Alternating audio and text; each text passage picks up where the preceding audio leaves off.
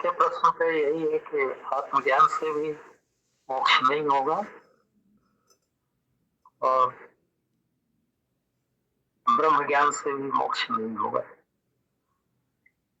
जी, जब तक जो है वो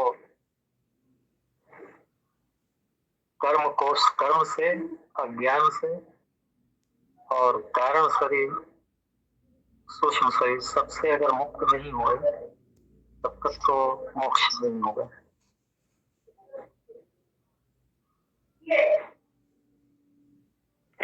जी।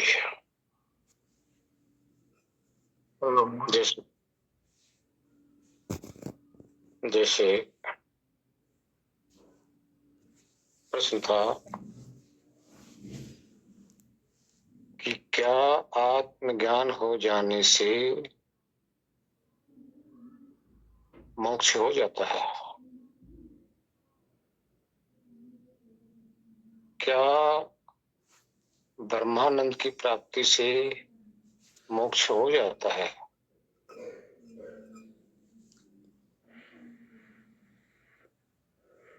तो अब आप लोग मंथन कर रहे हैं, बहुत अच्छा मंथन चल रहा है आप लोगों का। इस पे यह विचार किया जाए। कभी आप लोगों ने सुना भी है, देखा भी होगा, या आप लोगों के अनुभव में भी आ रहा होगा, जैसे आप लोग इस समय बहुत अच्छी स्थिति में आप लोग हैं,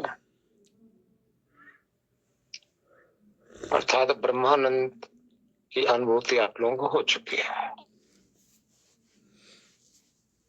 ब्रह्मानंद में डूबने का आप लोगों को भी खूब मौका मिला है, डूब भी रहे हो। तो अब आप अपने से घटाइए। मोक्ष का अर्थ है संसार से विरक्त हो जाना, शरीर से विरक्त हो जाना, इंद्रियों से विरक्त हो जाना, अंतःकरण अर्थात मन बुद्धि से भी विरक्त हो जाना, और आत्मा की स्वतंत्र जो सत्ता है उसका शेष रह जाना। अर्थात आत्मा समस्त विजाति पदार्थों से, जो जड़ पदार्थ है, प्राकृतिक पदार्थ है, इससे अलग होकर अपने शुद्ध स्वरूप में आकर ब्रह्मानंद में निमग्न रहे, इसी का नाम मोक्ष है।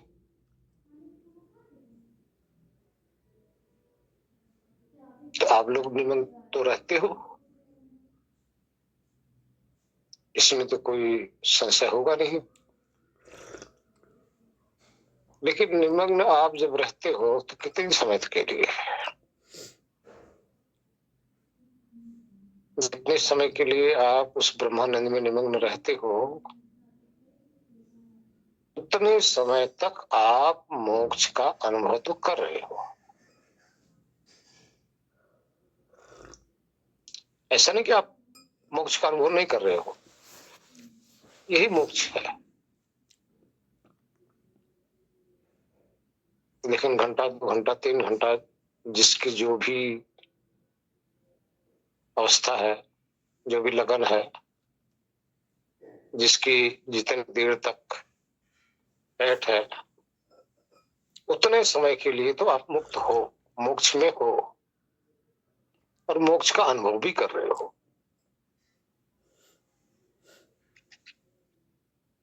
मोक्ष और कुछ नहीं, ध्यान देना। मोक्ष और कुछ नहीं है कि आपको शरीर त्यागने के बाद ही मोक्ष मिलेगा। मोक्ष का अर्थ है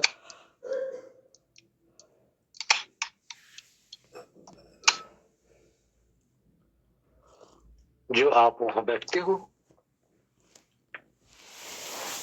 उसका रसपान तो कर ही रहे मोक्ष का, और वहां अनुभव भी होता है। वहां एक आत्मा के सिवा कुछ नहीं रह जाता शेष, कुछ भी।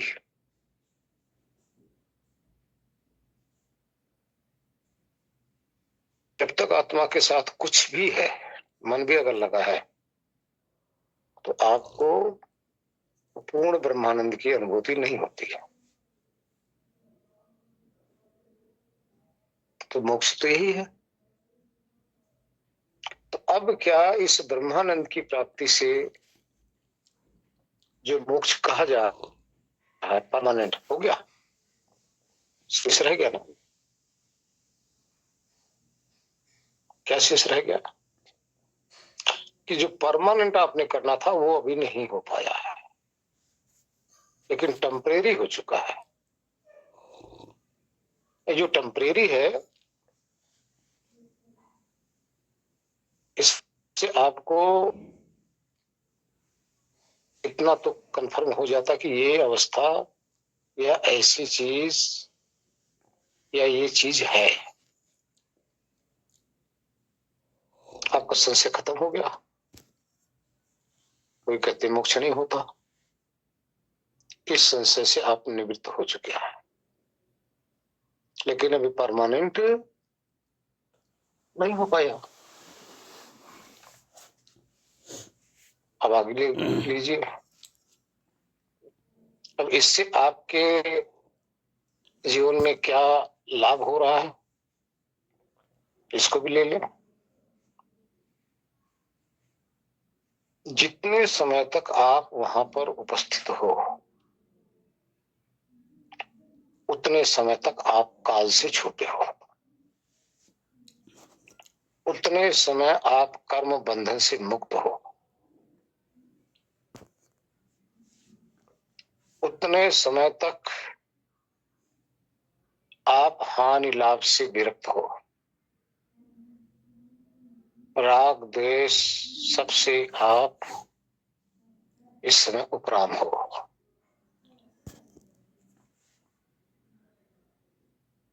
ये आपको लाभ मिल गया।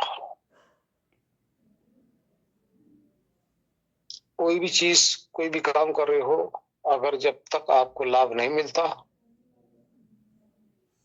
तो उस पर विश्वास नहीं होता।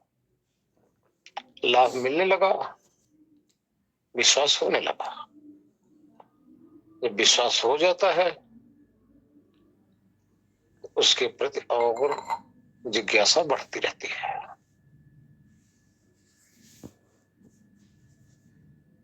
एक तो ये आपको लाभ हो गया।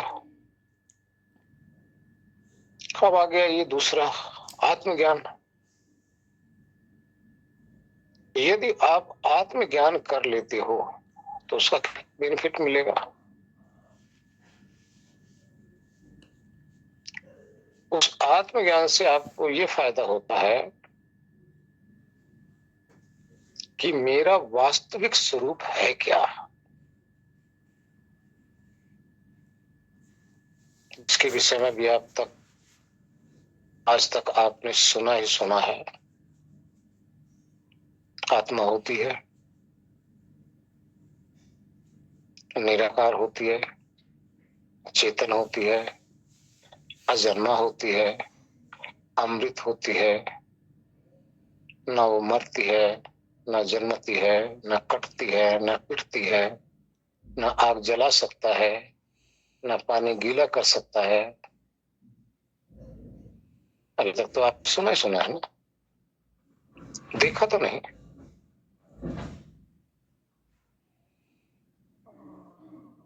वहां पर आप जाकर आत्मज्ञान की स्थिति जब आती है, जब वहां ठहरते हो, तो आप जब अपने स्वरूप का अनुभव करते हो, आपको ये निश्चयात्मक ज्ञान हो जाता है कि मैं ये आत्मा हूं, मेरा ये स्वरूप है, जिसके अंदर ना कोई हानि है,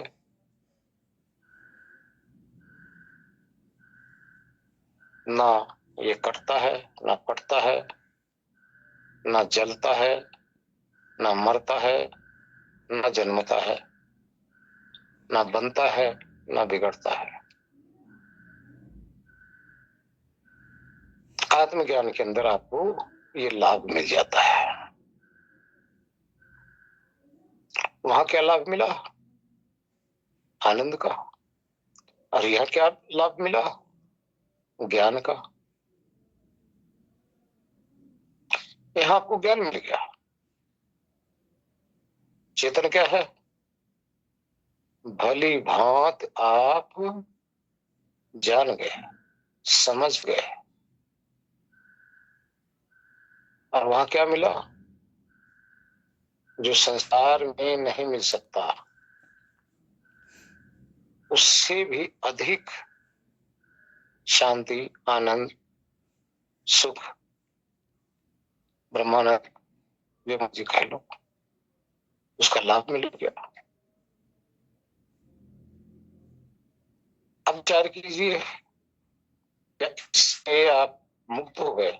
मुक्त का अर्थ होता है जो आपका टेम्परेरी है ये परमानेंट हो जाए। मोक्ष का अर्थ है जो टेम्परेरी है ये परमानेंट हो जाए। अब दो चीज किसमें आ गई? पहले में आ गया भक्ति योग और इसमें आ गया ज्ञान योग। और दो योग में तो आप निपुण हो गए। दोनों प्रकार का जो योग बताया गया है इसकी तो प्राप्ति कर ली को, लेकिन परमानेंट तो नहीं हुआ। इसका दोनों का फायदा क्या हुआ? एक में ज्ञान, एक में बिना किसी प्राणी पदार्थ के मस्ती, और एक में अपने सत्य स्वरूप का अनुभव। अब आपको ये दो लाभ मिल गए जो संसार के किसी भी पदार्थ के अंदर या किसी भी प्राणी से मिलने वाला है ही नहीं, हो ही नहीं सकता, संभव ही नहीं। लेकिन हो कहां? जो संसार में असंभव है, और यहां पर आपने उस असंभव कार्य को संभव कर लिया। किस कारण से? आपकी जिज्ञासा, आपकी लगन, आपने परिश्रम किया, आपके अंदर जिज्ञासा थी, आपने किसी पे विश्वास कर लिया, मान लो अपने गुरु पे विश्वास कर लिया या किसी धर्मशास्त्र पे विश्वास करके आप चले और आपको ये लाभ मिल गया। लेकिन अभी आप न मुक्त हुए न मोक्ष हुआ। तो इसका मतलब इन दोनों में नुकसान, दोनों के कारण से तो हम अपना काम नहीं कर पाए। तो अब आगे आइए, यदि आप ब्रह्मानंद में डूब रहे हो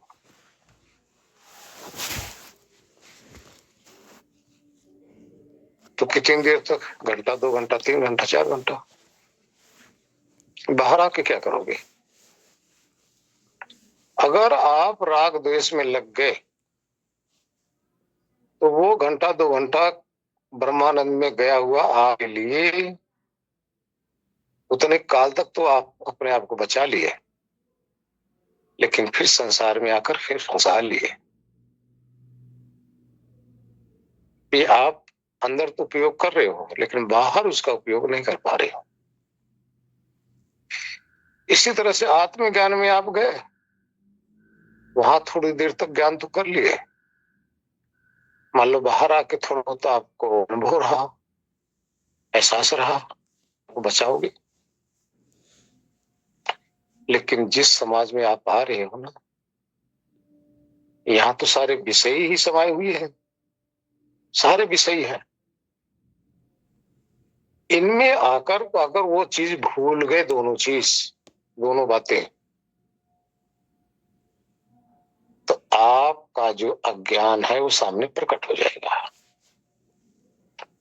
और फिर इन अनाड़ी आदमी के बीच में, अज्ञानी आदमी के बीच में, कामी क्रोधी मोही आदमियों के बीच में आप रहेंगे और अपना कल्याण, अपना सुधार नहीं कर पाए, इनका कोई फायदा नहीं हुआ। अब यहाँ क्या होता है?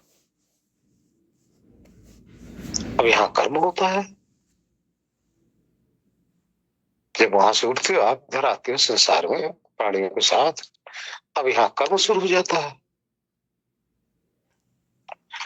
अगर कर्म बंधन आप बनाते जाओ, आप साधना में बैठे रहो, तो उसका कोई फायदा नहीं हो पा रहा है। लाभ वहां ले रहे हो, कोई शक नहीं है, लेकिन आपके अभी जीवन का कारण क्या है, उस पर विचार करो। किस कारण से अभी आपका जीवन शेष बचा हुआ है? जीवन शेष होने का कारण है आपका प्रारब्ध। आत्मज्ञान हो गया, मुक्त नहीं हुए, अभी शरीर में हो, इंद्रियों में हो, मन में हो, लेकिन प्रारब्ध आपको नहीं छोड़ रहा है। ब्रह्मानंद में डूब गए आप, थोड़ी देर के लिए आप वहां पहुंच गए, लेकिन आपका जो प्राण में कोश है ना, आपके जीवन को चला रहा है। जीवन से अभी आप छूट नहीं पा रहे, मुक्त नहीं हो पा रहे हो, अर्थात आपका बंधन क्या रह गया? ये जीवन रह गया। जीवन कहां से आया? ये प्रारब्ध है। प्रारब्ध क्या है? आपका कर्म फल है। कर्म फल क्या है?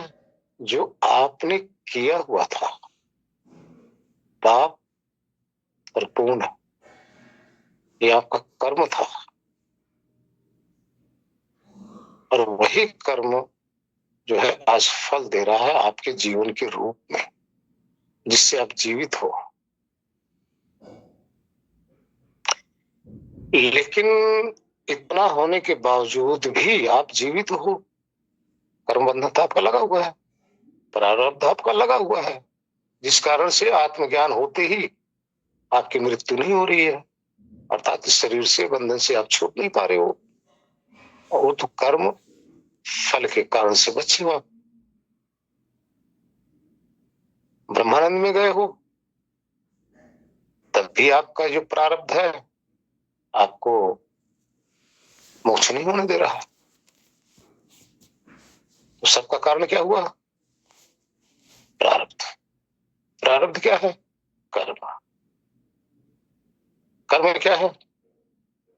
आपके द्वारा किया जाने वाला शुभ और अशुभ और मिश्रित। शुभ अशुभ मिश्रित क्या है? किसी भी प्राणी को आपके द्वारा मतलब सुख देना, आपके द्वारा दुख देना, आपके द्वारा दुख सुख मिश्रित किसी को कष्ट देना, बस ये आपका बंधन का कारण है। अगर यही आप अब भी कर रहे हो, अब भी आत्मज्ञान भी हो गया, वहां भी चले गए, अगर अब भी प्रेजेंट में कर रहे हो, तो आप अपने आप को मुक्त नहीं कर रहे हो। ये कर्म बंधन आप बांध रहे हो अपने साथ। उधर आप गए, थोड़ी देर तक नहाए, अपने आप को शुद्ध किए, इधर आप आकर कीचड़ में लौट लिए, दलदल में आप यहां फंस गए। ये कर्म बंधन आवश्यक है। अब इस कर्म बंधन से भी हमें बचना है। ध्यान रहे। कर्म क्या है? कर्म का सीधा सा, अगर आप किसी भी प्राणी को किसी भी प्रकार से अगर आप कष्ट दे रहे हो तो कोई फायदा नहीं हो रहा, आप बंध रहे हो, छूट नहीं रहे हो। उधर जब जा रहे हो तो वहां छूटने का प्रयत्न कर रहे हो, वहां से छूट रहे हो, लेकिन इधर आ जा रहे हो तो इधर बस फंस रहे हो। इसलिए वहां तो छूटने का उपाय हो रहा है और यहाँ बंधने का उपाय हो रहा है।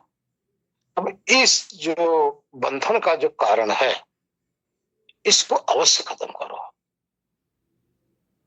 अवश्य। अगर ये नहीं आप खत्म करेंगे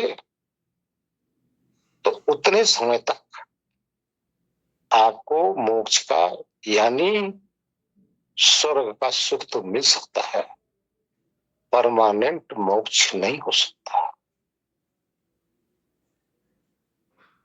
आपने सुना होगा जो योग पथ भ्रष्ट होते हैं ना, कुछ समय के लिए जाकर स्वर्ग का सुख भोगते हैं और फिर यहाँ आ जाते हैं। इसलिए जो आप वहां जा रहे हो वो स्वर्ग का ही सुख है, मोक्ष का ही सुख है, लेकिन अपने कर्म को भी सुधारिए। कर्म को नहीं सुधारेंगे तो आपका इधर से आप हानि कर रहे हो अपना। तो अब इसमें क्या हुआ? कर्म योग भी आ गया, उधर भक्ति योग आप कर ही रहे हो, उधर आप ज्ञान योग में लगे ही हो, और इधर आपको क्या करना है? कर्म योग भी करना है, कर्म योगी भी बनना है। अगर कर्म योगी आप नहीं बनेंगे तब भी आपका लाभ नहीं हो पाएगा, ज्ञान योगी नहीं बनेंगे तब भी आपका लाभ नहीं हो पाएगा, भक्त नहीं बनेंगे तब भी आपका लाभ नहीं हो पाएगा। तीनों मार्ग आपका मिलकर आत्मा के मोक्ष के सहयोगी होते हैं, तीनों मार्ग। जबकि कोई कहता है कि नहीं ज्ञान मार्ग से चलना चाहिए। भाई ज्ञान मार्ग से चलोगे, यहाँ आके पापड़ बेलोगे, यहाँ आके उल्टा सीधा जो करोगे तो कर्म बंधन तो बनाओगे, कैसे बच पाओगे? तो ज्ञान मार्ग का जितना, ज्ञान योग का जितना फल है वहां भी मिलेगा और कर्म योग का जो फल है वो भी मिलेगा। ऐसा नहीं कि ज्ञान योग आप कर रहे हो और कर्म फल आपको ना मिले, ऐसा भी संभव नहीं है, ये भी मिलेगा। बांटने वाला वही बांटेगा जो आपके खजाने में होगा। आप अपना खजाना कर्मयोग से खाली कीजिए, कर्मयोग के द्वारा। कर्मयोग है क्या, फिर बताता हूं। किसी भी प्रकार से कोई भी प्राणी है, राग और द्वेष दोनों से विरक्त रहो। जब राग और द्वेष दोनों से विरक्त होने लग जाएंगे आप यहां क्या होगा? आप अकर्ता हो जाएंगे भाई, अकर्ता। अकर्ता का अर्थ है, राग में अगर आप करोगे तो यहां भी अपना स्वार्थ आपका छुपा हुआ है, द्वेष में यदि आप कोई कर्म करेंगे तो यहां भी आपका स्वार्थ छिपा पड़ा है, राग में अपना भले का स्वार्थ छिपा पड़ा है, द्वेष में दूसरे की हानि करने का स्वार्थ छिपा पड़ा है। स्वार्थ दोनों जगह आपका है। और राग और द्वेष दोनों बंधन का कारण है। दोनों, ऐसा नहीं कि एक ही है, दोनों बंधन है। इसलिए ये दोनों समाज में आइए, ऐसे कर्म से आप अपने आप को बचा कर रखिए। तो उसमें क्या होगा, कैसे रह पाओगे इनके बीच में आकर कि राग भी ना हो और द्वेष भी ना हो। इसका रहने का, इनके संग रहने का सीधा सा एक ही उपाय है। हर कोई कैदी है, सब जो भी आपको दिखेगा, चाहे आप पत्नी रूप में देखो, चाहे पति रूप में देखो, चाहे बेटा रूप में देखो, चाहे मित्र रूप में देखो, चाहे पिता रूप, किसी भी रूप में आप देखेंगे, सब देह के अंदर कैद है और इस देह के अंदर अपने अपने कर्म को भोगने आई हुई है। अब इसको देखते हुए हो सके तो उनका भला करो, ध्यान देना, लेकिन राग के द्वारा नहीं, ज्ञान के द्वारा, विवेक के द्वारा। किसी पे थोपो भी मत, किसी पे प्रेशर भी मत दो, किसी को बाध्य भी मत करो। जैसे सूरज है ना, सूरज उगता है तो उसका काम सिर्फ अपने किरणों की आभा को फैलाना है, कोई ले या ना ले, किसी को बाध्य नहीं करता। वायु चल रही है, उसका काम है अपना काम करना, किसी को बाध्य करना नहीं है। इसी तरह से हर चीज, आप परमात्मा का भी काम ये क्या है, यही काम है, अपना सब कुछ देना, कोई ले या ना ले, कोई माने या ना माने। इस तरह से आप अनासक्त होकर, अनासक्त का अर्थ हो किसी से ना तो खींचो, ना किसी से मोहित हो और ना किसी से दूषित हो जाइए। इस तरह से आप देखेंगे, ऐसे अगर आपका नेचर बन जाएगा तो आप संसार में विचरण करते हुए भी अपने आप को मुक्त अनुभव करोगे। मुक्त, क्योंकि आपने अंदर की भी जो मुक्त दशा है ना आत्मज्ञान की, उसकी झलक भी तो पा लिए हो। तो आपका वही जो स्थिति है यहां भी बनी रहेगी, यहां भी बनी रहेगी। अब आप कर्मों के द्वारा आगे के लिए कुछ कर नहीं रहे हैं और पीछे का जो प्रारब्ध है उसको आप काट रहे हैं। एक एक श्वास, एक एक पल आपका कटता चला जा रहा है और इधर आप जो मोक्ष का कार्य है वो आप कर ही रहे हो। ध्यान रखना, अंत काल में आपका प्लस माइनस होगा। अंत काल में प्लस माइनस, प्लस माइनस क्या है, आपने बंधने का कितना कार्य किया है और छूटने का कितना कार्य किया है। अगर आपके अंदर किसी भी प्रकार की वासना अगर संसार के प्रति नहीं रही तो मृत्यु काल के अंदर ये वासना आपको दोबारा प्राणी पदार्थ से मेल नहीं कराएगी।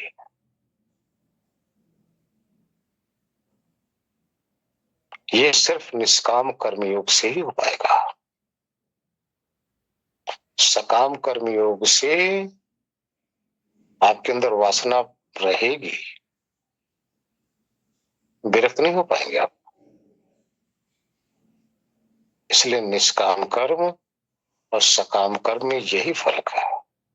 सकाम का अर्थ अपने स्वार्थ के लिए, सकाम का अर्थ अपने सुख के लिए।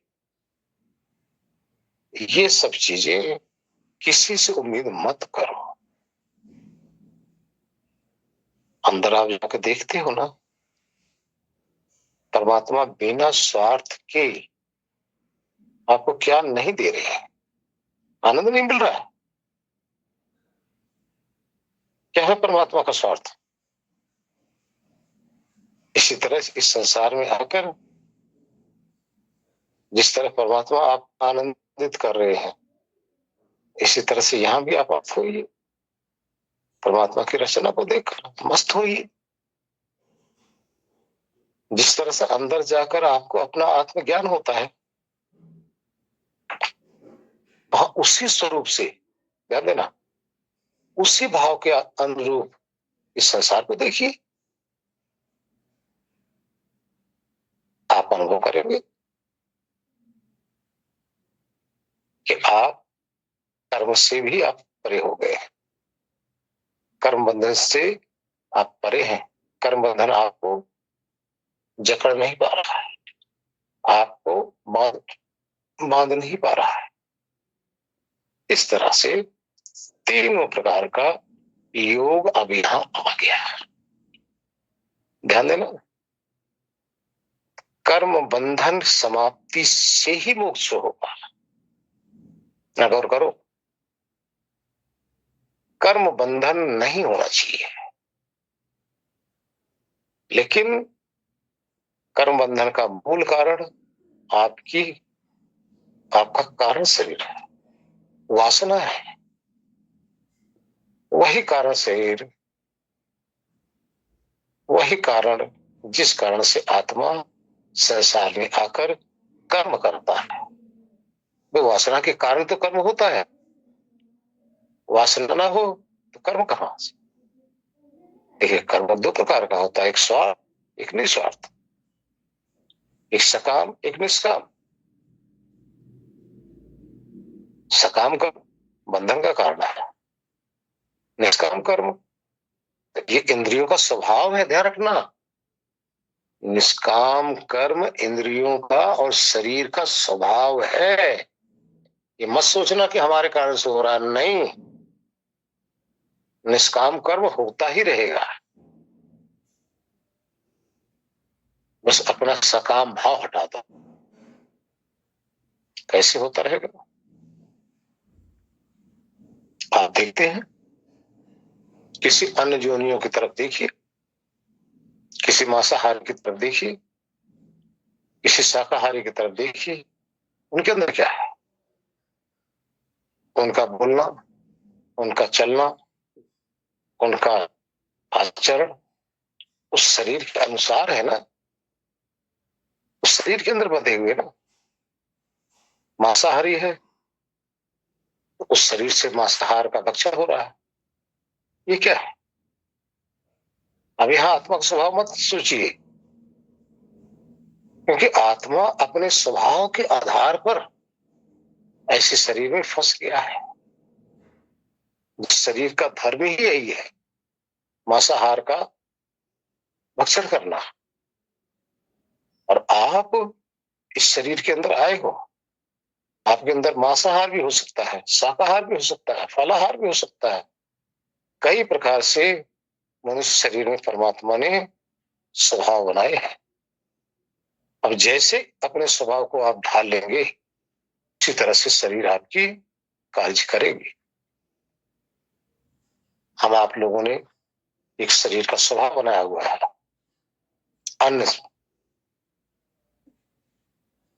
अन्न खाने का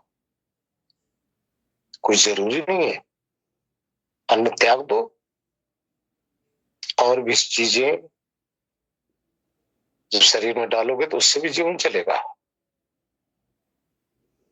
फल, उससे भी आपका जीवन चलेगा। दूध वगैरह है, इससे भी जीवन चलेगा। साग सब्जी वगैरह है, इससे भी जीवन चलेगा। तो परमात्मा ने इस शरीर को जिस तरह से आप चाहोगे वैसे आपका जीवन चल जाएगा। लेकिन अन्य शरीर ऐसा नहीं उनका स्वभाव। अन्य शरीरों में मांसाहार तो है, तो मांसाहार से ही उसका जीवन चलेगा। शाकाहार है तो शाकाहार से ही उसका जीवन चलेगा। शाकाहारी मांसाहार को नहीं ग्रहण कर सकता और मांसाहारी शाकाहारी को भी ग्रहण नहीं कर सकता। हाँ, किसी किसी योनि में ऐसा है कि वहां शाकाहार भी है मांसाहार भी है। इस तरह से आत्मा ऐसे शरीरों में जाकर उस शरीर के अनुरूप मजबूर हो जाता है। इसलिए कर्म प्रधान है। जो आप साधना कर रहे हो ना, ये भी कर्म है आपका। जो ध्यान कर रहे हो ये भी आपका कर्म है। जो आत्मज्ञान कर रहे हो ये भी आपका कर्म है। आत्मज्ञान से आप आत्मज्ञान रूपी कर्म करेंगे तो आपको आत्मा का अर्थात अपने स्वरूप का ज्ञान होगा। भक्ति करेंगे तो आपको ब्रह्मानंद की प्राप्ति होगी। विषय वासनाओं में आप डूबेंगे तो विषय वासनाओं की भी प्राप्ति होगी। विषय वासना से उपराम होंगे तो विषय वासना आपके नजदीक फटक नहीं सकती है। आवश्यकता का सारा कार्य होता रहेगा। तो अब इसका रिजल्ट क्या आया? कर्म भी जरूरी है। कर्म ही बंधन का कारण है। मूल कारण क्या हुआ? कर्म। और मोक्ष का क्या कारण हुआ? अब आप विचार कीजिए। आप वो दोनों कार्य छोड़ दीजिए और सिर्फ आप कर्म करने लग जाइए, फिर क्या होगा? क्या मोक्ष हो जाएगा? ऐसा भी संभव नहीं है। अनासक्त हो गए और आगे आपने कुछ किया नहीं, अंदर प्रवेश किए नहीं, आत्मज्ञान किया नहीं, तब भी मोक्ष नहीं होगा।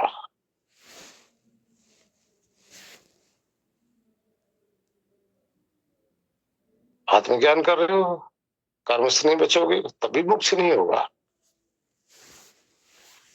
यहां अर्थ हुआ तीनों चीजें आवश्यक है। भक्ति योग भी चाहिए, ज्ञान योग भी चाहिए और कर्म योग भी चाहिए। भक्ति योग आपको परमात्मा से जोड़ेगी। ज्ञान योग आपको अपने अस्तित्व के विषय में पूर्ण रूपेण आपकी समझ होगी। कर्मयोग से आप संसार के बंधन से आप बच जाएंगे। जब बच जाएंगे तो बंधने का कोई कारण तो रहेगा नहीं। बंधने का कोई कारण रहेगा ही नहीं। ये बंधने का कोई कारण नहीं है तो आप विरक्त रहेंगे ही। आत्मज्ञान हो जाएगा, ब्रह्मानंद की अनुभूति हो गई। अब मोक्ष तो होना ही होना है भाई, क्योंकि मृत्यु काल में आपके सामने वही उपस्थित होगा जो आप जीवन भर किए हो। ऐसा नहीं जीवन भर तो पाप करोगे और मृत्यु काल में आप राम नाम जपोगे, कोई फायदा नहीं होगा, आएगा ही नहीं। मृत्यु काल ऐसा संकट का समय होता है ना, वो आ ही नहीं सकता भाई। भगवान का नाम, भगवान का नाम तो तभी आएगा जब आपके अंदर वासना नहीं होगी। जिसके पास भगवान की वासना है तो उसके समक्ष तो मृत्यु काल में भगवान की वासना आएगी, यानी प्रेम आएगा। जिसके पास आत्मज्ञान की वासना है उसके पास आत्मज्ञान की अनुभूति आएगी, और जिसके पास संसार की प्रति वासना है उसके सामने मृत्यु काल में तो ये वासना आके प्रकट हो जाएगी। उसके अनुरूप से, उसके अनुसार आप चले जाएंगे। इसका निर्णय सिर्फ आप ही के कर्म, आप ही का ज्ञान, आप ही के तपस्या का फल वहां प्रकट हो जाएगा। अब यहां आप कहोगे परमात्मा, नहीं, परमात्मा आपके साथ कुछ नहीं करेंगे, वहां सिर्फ न्याय होगा। वहां आपके साथ न्याय होगा, जो आप जिसके अधिकारी होंगे वो अधिकार आपको प्राप्त हो जाएगा। वहां आगे फिर उसके अनुसार से आपका आवागमन चालू हो जाएगा। तो इस समय ज्यादा ही हो रहा है, वार्तालाप करते जाएंगे तो बढ़ता जाएगा, समय बढ़ता जाएगा, कोई फायदा नहीं होगा ज्यादा। इसलिए थोड़े में ही समाप्ति किया जाए। और फिर भी इस पे अगर किसी का कोई अपना विचार हो तो प्रकट कर सकते हो, इसमें कोई प्रश्न हो तो प्रश्न कर सकते हो, 2-4 मिनट फिर वार्तालाप होगा। हरिओम नारायण।